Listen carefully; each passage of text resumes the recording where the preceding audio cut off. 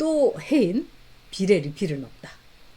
또종이는 들어봤는데 또 해인 용해인이가 이번에 비례대표로 두 번째 배지를 달게 생겼습니다.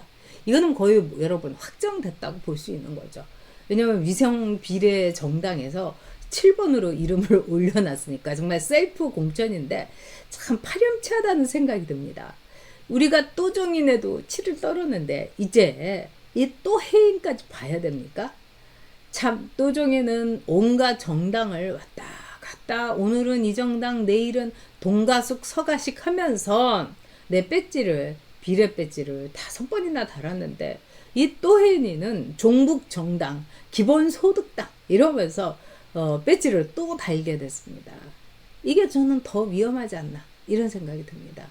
이번에 이재명이하고 짝짝꿍 해가지고 이 종북 반대한민국 세력들이 국회에 들어오면은 저는 정말 문제가 심각할 거라고 봅니다. 그래서 이번에 여러분들께서 이 국민의힘 비례 정당 꼭 찍어주시고 국민의 미래도 찍어주시고요. 또 어떤 분들은 이런 얘기를 해요. 정말 이 국민의힘 이렇게 보니까 공천 잘하는 것도 뭐 있고 뭐 잘한다 어쩐다 하지만은 사실 문제되는 공천이 있죠. 저도 기가 막힙니다. 어쨌든 뭐 치가 떨리는 그런 공천이 있었죠 이번에. 그리고 이 보수의 가치를 위해서 그 많은 사람들이 고생하고 피눈물을 흘렸는데 이거를 무조건 이기면 된다고 해가지고 그냥 공천 주고 막 받아들이고 이건 아니죠. 그러나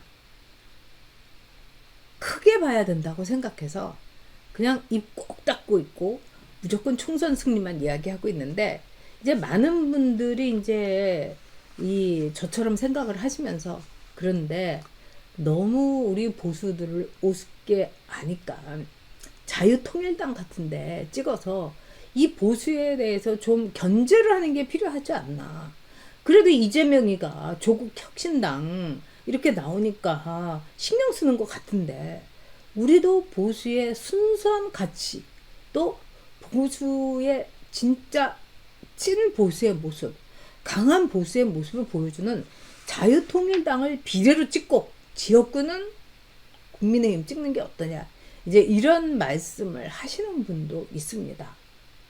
저는 물론 틀리지는 않다고 생각합니다. 그러나 이번 총선에서는 정말 우리가 전략적으로 생각해야 되지 않나. 크게 넓게 멀리 봐야 되지 않나.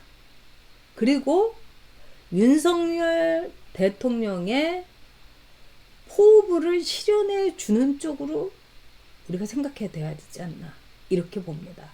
그래서 저는 어쨌든 국민의힘 비례, 국민의 미래 여기에서 여러분이 선택해 주시기를 간곡히 부탁드립니다.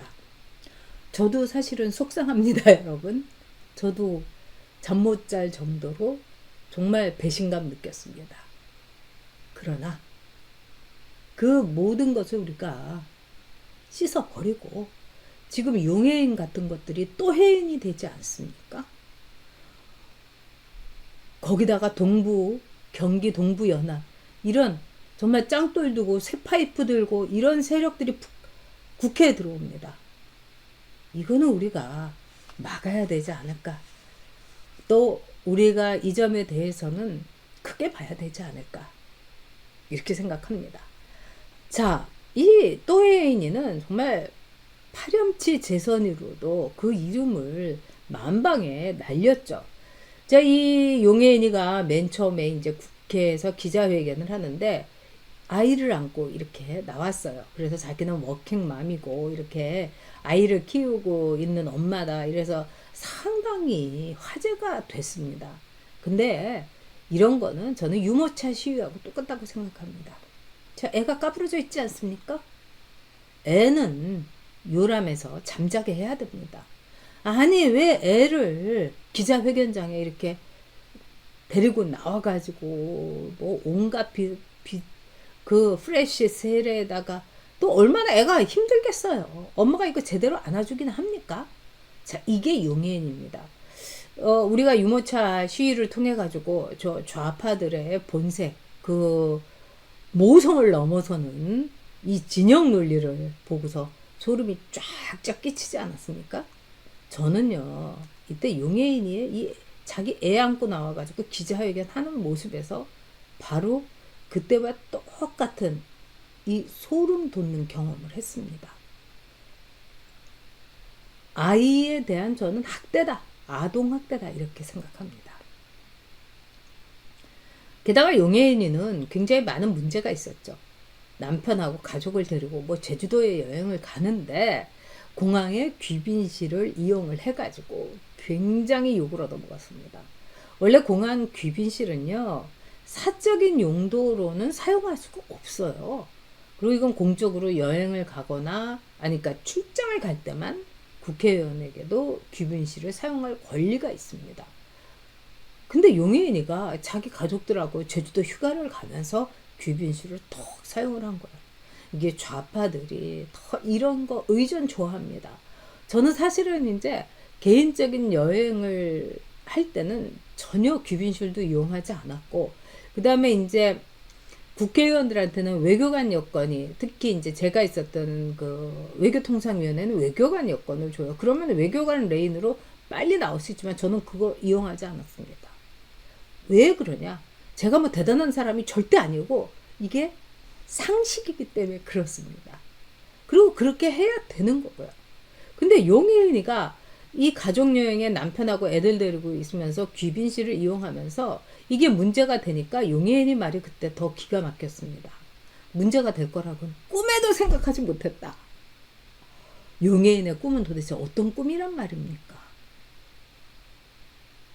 좌파들에게는 상식도 없고 룰도 없고 관습도 없고, 와, 무서운 좌파입니다. 뻔뻔하고 파렴치하고 철면피한 좌파입니다. 와, 놀랍죠?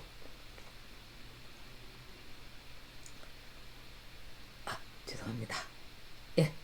그래서 용해인이가 이번에 다시 떼찌를 다는 일, 이제 국회에서 더 이상 없었으면 합니다.